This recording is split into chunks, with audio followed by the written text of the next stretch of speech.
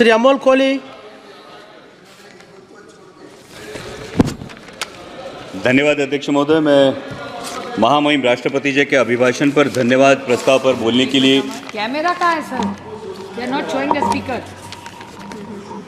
No, it is okay. They are showing. Carry on. धन्यवाद अध्यक्ष महोदय। मैं महामहिम राष्ट्रपति जी के अभिभाषण पर धन्यवाद प्रस्ताव पर बोलने के लिए मेरी पार्टी राष्ट्रवादी कांग्रेस शरद चंद्र पवार पार्टी की तरफ से खड़ा हूँ, जिस पार्टी को चिल्ला कर हम ओरिजिनल है ये कहने की नौबत नहीं आती, क्योंकि महाराष्ट्र की जनता ने फैसला कर दिया है कौन असली है और कौन नकली है। राष्ट्रपति जी ने जिन उपलब्धियों का उल्लेख किया उसके लिए मैं सरकार का अभिनंदन करता हूं, लेकिन कुछ बुनियादी सवाल है अध्यक्ष महोदय। जब 5वें नंबर की हमारी अर्थव्यवस्था, ये गौरवशाली बात है, लेकिन देश ये भी जानना चाहता है कि देश पर कर्जा कितना है, देश पर बोरोइंग्स कितनी है और देश के सकल उत्पाद के ये बोरोइंग्स कितनी फीसदी है और ये ऋण कब तक और कैसे चुकाया जाएगा। हमारी मराठी में कहावत है, ऋण काढून सण फार काळ साजरा करता येत नाही। और इसलिए दूसरी बात है, महामहिम राष्ट्रपति जी ने जो कही कि 80 करोड़ देशवासियों को मुफ्त राशन दिया जा रहा है, तो 5वीं अर्थव्यवस्था के लिए क्या ये घोषणावा है? और दूसरा सवाल ये खड़ा होता है कि बावजूद इसके हंगर इंडेक्स में भारत का स्थान 125 देशों में 111वां है, जो पाकिस्तान, नेपाल, बांग्लादेश और श्रीलंका से भी नीचे है। क्या ये उपलब्धि है? और अगला सवाल ये बनता है, जो 5वें नंबर की अर्थव्यवस्था है वो अपने जेन्युइन जो ईमानदार टैक्स पेयर्स है उनको क्या दे रही है? ये टैक्स पेयर्स को अपने बच्चों को शिक्षा के लिए प्राइवेट स्कूल में भेजना पड़ता है, उनको अपने हेल्थ के लिए हेल्थ इंश्योरेंस निकालना पड़ता है। सर, नौबत तो ये है कि जब नॉर्मल मिडिल क्लास आदमी बाइक खरीदने जाता है तो उसको 28% जीएसटी देना पड़ता है, लेकिन इस देश में जो कोई हेलीकॉप्टर खरीदना चाहता है उसको सिर्फ 5% जीएसटी है। तो क्या ये उपलब्धि है? ये हर देशवासी के लिए अर्थव्यवस्था है? ये सबसे बड़ी बात है। और इसीलिए ये सवाल बनता है कि जब अर्थव्यवस्था क्या सही में सुदृढ़ है या सिर्फ ये सूजन है जिसे सुदृढ़ता बताया जा रहा है।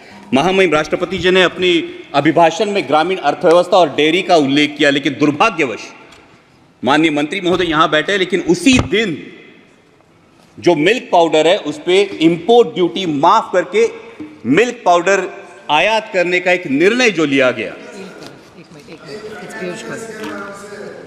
Sir? Yeah, but don't cut his time. He is not yielding. You are yielding. No sir, sir ये दूध उत्पादक किसानों के लिए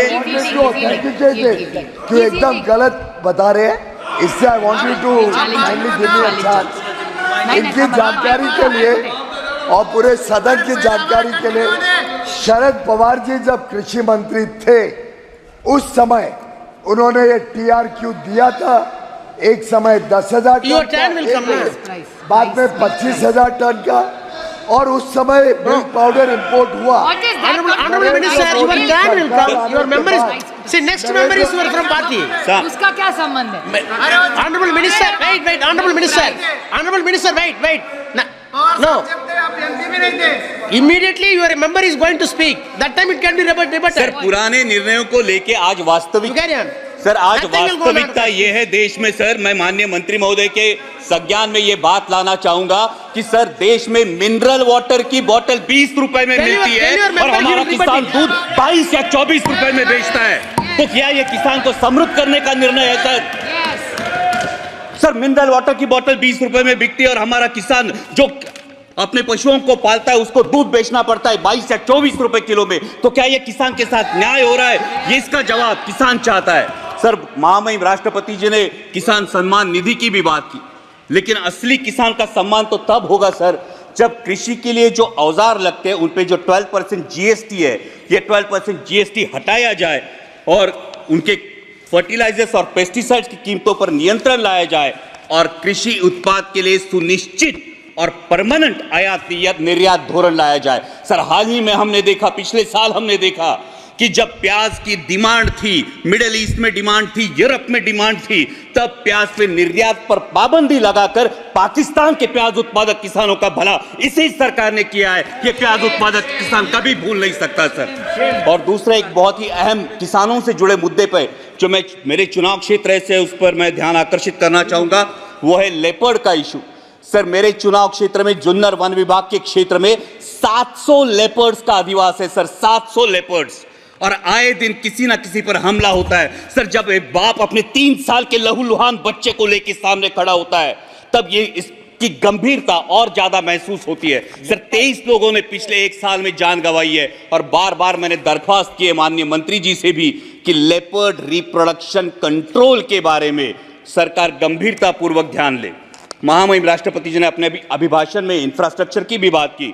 जो 3,82,000 किलोमीटर हाईवे हुए हैं उसके लिए मैं सरकार का अभिनंदन करता हूं, लेकिन जिस रेलवे ट्रांसपोर्ट के लिए 1/3 कॉस्ट लगती है और एक ऑयल इंपोर्टिंग कंट्री के लिए इन रेलवे में कितना इजाफा हुआ ये भी हम जानना चाहते हैं। और दूसरी बात यह है जिन प्रोजेक्ट्स के लिए महाराष्ट्र गवर्नमेंट ने 50% कॉस्ट शेयरिंग के लिए अनुमति दी थी वो 3 प्रोजेक्ट्स है सर, अहमदनगर बीड परली, वर्धा यवतमाल नांदेड़ और वर्षा और गढ़चिरौली, जो 3 साल में रेलवे कंप्लीट करने वाला था। आज 15 साल बाद भी ये प्रोजेक्ट्स निर्माणाधीन है, ये इनकम्प्लीट है।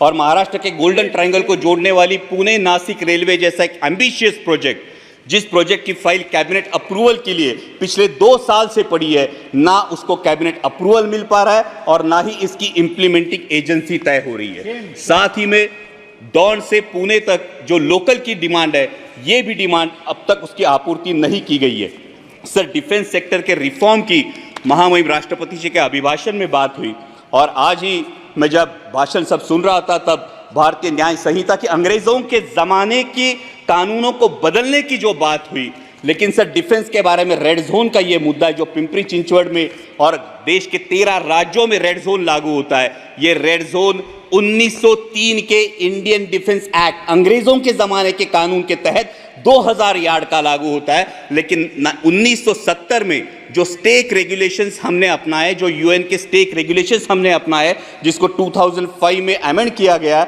उस स्टेक रेगुलेशन के तहत 200 से 500 मीटर सिर्फ रेड जोन की मर्यादा होनी चाहिए। और इसलिए रेड जोन क्या है? रेड जोन ये होता है जो डिफेंस का जो सेक्टर होता है, ये डिफेंस के सेक्टर के इसमें निर्माण के लिए अनुमति नहीं दी जाती, इन घरों को गैर कानूनी करार दिया जाता है। और इसलिए मेरी दरख्वास्त है कि अंग्रेजों के इस कानून को त्याग कर 1905 के इंडियन डिफेंस एक्ट को त्याग कर स्टेक रेगुलेशंस के तहत 500 मीटर के परे रेड जोन हटाया जाए और लाखों देशवासियों को राहत दी जाए। सर अगला मुद्दा युवाओं की जो बात हुई महामहिम राष्ट्रपति जी के अभिभाषण में, लीडर ऑफ अपोजिशन ने नीट का भी मुद्दा उठाया। ये करोड़ों भारतीय युवाओं के एस्पिरेशन का मुद्दा है सर, और नीट को लेके बहुत असमंजस है। सब जगह पे नीट का सिलेबस सीबीएसई बोर्ड के तहत है। जो बच्चे स्टेट बोर्ड में पढ़ाई करते हैं उनको क्लासेस लगाने से कोई दूसरा ऑप्शन नहीं बचता, और क्लासेस की फीस लाखों में चली जाती है। और अभी नीट पेपर लीक के इल्जामों के बाद ये असमंजस युवाओं में है, क्या रीनीट होने वाली है? अगर रीनीट होती है तो जिन बच्चों ने ईमानदारी से पढ़ाई की उन बच्चों का क्या होगा? और अगर रीनीट और इस फैसले में अगर देरी लग जाती है तो सर एमबीबीएस का जो सिलेबस है फर्स्ट ईयर का, जिसमें फाउंडेशन होता है एनाटॉमी, फिजियोलॉजी और बायोकेमिस्ट्री का, जो 1 साल होता है, ये अगर कम कर दिया जाए तो युवाओं में जो एमबीबीएस एस्पायरेंट्स है उनका ये फाउंडेशन वीक हो जाएगा। सर दूसरा युवाओं से लेकर मेरे महाराष्ट्र में एक बहुत अहम मुद्दा है, वो है मराठा आरक्षण का। मराठा आरक्षण को लेकर महाराष्ट्र में बहुत बड़ा आक्रोश है और उसी को लेके ओबीसी के युवाओं में अपने आरक्षण को लेके चिंता भी है। इसलिए मेरी सदन के माध्यम से सरकार से दरख्वास्त है कि जातिगत जनगणना कराई जाए और किसी भी के आरक्षण को ठेस ना पहुंचाते हुए मराठा समाज को भी आरक्षण दिया जाए। और सर अंत में मराठी में इतना ही कहूंगा कि जलवायु की भी महामहिम राष्ट्रपति जी ने बात की, लेकिन आत्ताच आमच्याकडे माऊलींच्या पालखीचं प्रस्थान झालंय आणि इंद्रायणी माई अजूनही फेसाळलेली आहे। करोडो रुपयांचा खर्च होऊन सुद्धा जर आमच्या वारकऱ्यांचं श्रद्धास्थान असलेली आमच्या इंद्रायणी माईला जर मोकळा श्वास मिळत नसेल तर नक्की हा पैसा जातो कुठं, या नदी सुधार प्रकल्पाचा विचार व्हावा। सर साथ ही में आपातकाल की बात हुई, लेकिन सर वास्तविकता यह है कि 1980 में जनरल इलेक्शंस में इसी देश की जनता ने 353 सीट्स देकर इसी कांग्रेस को वापस सत्ता में बिठाया था। तो ये मैं जानना चाहूंगा कि बार बार पुरानी जख्मों को कुदेरने से क्या हासिल होगा? और जब हम डिक्लेयर्ड इमरजेंसी की बात करते हैं तो देश में अनडिक्लेयर्ड इमरजेंसी की भी चर्चा होती है सर। कुछ सालों पहले सर शोले करके एक मूवी आई थी, उसमें एक डायलॉग था, शायद आपको भी याद होगा, कि दूर किसी दराज में जब बच्चा रोता है तो मां कहती है सो जा वरना गब्बर आ जाएगा। सर हालात ऐसे थे कि जब विपक्ष का कोई नेता सरकार के खिलाफ बोलता है तो उसको बोला जाता है चुप हो जा, सरकार के खिलाफ मत बोल वरना ईडी सीबीआई या इनकम टैक्स आ जाएगा। सर इस इनडिक्लेयर्ड इमरजेंसी का क्या? Sir 2 minute Please, one more speaker is there. Yes sir. One more speaker is sir there. जब नेता तोड़ो पार्टी फोड़ो लेकिन विपक्ष मत रहने दो, ये बात होती है। सर जब लीडर ऑफ अपोजिशन ने डर की बात की तो महाराष्ट्र में भी बात हुई थी। 27 जून को माननीय प्रधानमंत्री जी ने भोपाल में भाषण किया था, तब उन्होंने नेचुरली करप्ट पार्टी जिस पार्टी को बोला था, जिन पर इल्जाम लगाए थे, उन्हीं हमारे साथियों को लेकर आज महाराष्ट्र में सरकार बनी है। तो सत्ता पक्ष ये कहे कि उनकी नैतिकता कहां गई। लेकिन अंत में मैं देश की जनता का आभार करूंगा सर, लास्ट पॉइंट, देश की जनता का आभार करूंगा क्योंकि उन्होंने पूर्ण बहुमत नहीं दिया और ये दिखा दिया कि तुम भारत कहो या इंडिया। सर 1 मिनट से लास्ट मिनट, तुम भारत कहो या इंडिया, मैं वही हूं जो अपने कर्म पर विश्वास रखता हूं। मैं वही हूं जो मंदिर मस्जिद मंगल सूत्र से ज्यादा देश की एकता को अहमियत देता हूं। मैं वही हूं जो राजतंत्र से ऊपर लोकतंत्र को मानता हूं, ठेकेदारों से ज्यादा पहरेदारों पर भरोसा करता हूं। तुम भारत कहो या इंडिया, मैं वही हूं जो नफरत से ज्यादा मोहब्बत चाहता हूं, अहंकार से ज्यादा विनम्रता का आदर करता हूं, अधिकार से ज्यादा जिम्मेदारी निभाता हूं। मैं वही हूं जो संविधान से चला हूं और संविधान को ही अपने सर आंखों पर रखता हूं। धन्यवाद।